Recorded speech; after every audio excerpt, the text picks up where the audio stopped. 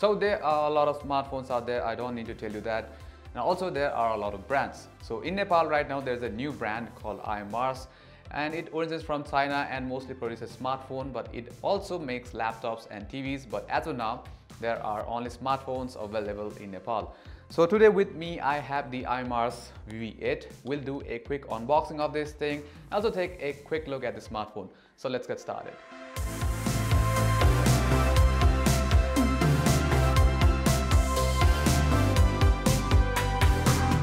Alright, the IMARS VIVI 8. So the box is a standard box that we get with most of the phone these days. On the back, we have general specs of the device: Android 7.0, Spreadtrum SC985 quad-core processor, 5.5-inch display, 4 GB of RAM and 32 GB of internal storage. We also have 30 megapixel rear camera, single SIM and dual SIM. Well, I don't know how to make sense of that. It could be triple SIM.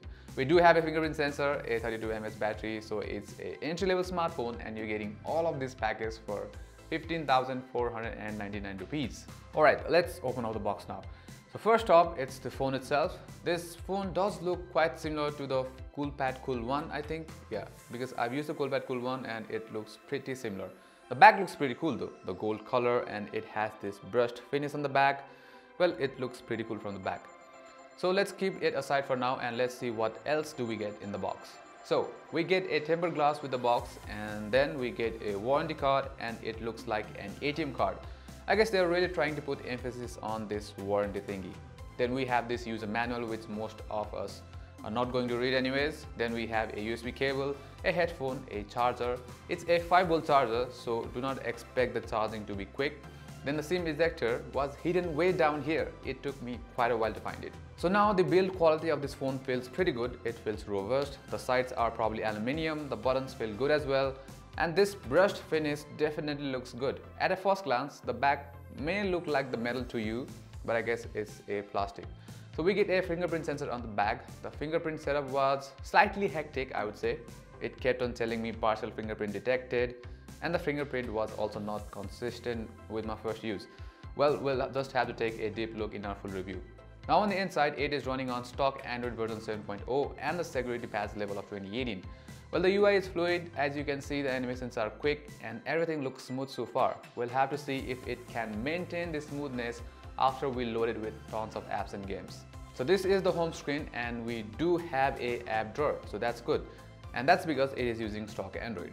There are no bloatwares as such. We get most of the Google apps, and there are these 2 extra apps named Call Firewall and Call History. The notification drawer is quite simple. They haven't tweaked anything here. They've kept it pretty simple, unlike with the Vega X7, because that phone uses a custom OS named Blackview, but this one from IMARS is a simple bare-bones stock Android, and I like this better than that one. The screen does look quite good. It's bright and the colors look quite decent, but this black borders around the screen is really distracting. This makes it look like a very old phone, but this is an old phone actually, because it's running a very old version of Android 7.0. Now moving on to the camera, it's pretty simple. You get various modes if you swipe right, and if you swipe left, you get the camera settings. And on top here, this looks to be some sort of beauty mode, I guess. If you tap it, you get options such as complexion, enlarged eyes, slim face, and I don't know what that is. Well, I don't know what that last thing was, but I won't be using these things for sure. Well, check out some of the samples that we took from the smartphone. We shall test the camera in detail in our full review. So that's it for this video. Hope you guys liked it, and as always, like if you liked it, subscribe to the channel for further contents like this, and also hit that bell icon to get notifications. Until next time, namaste.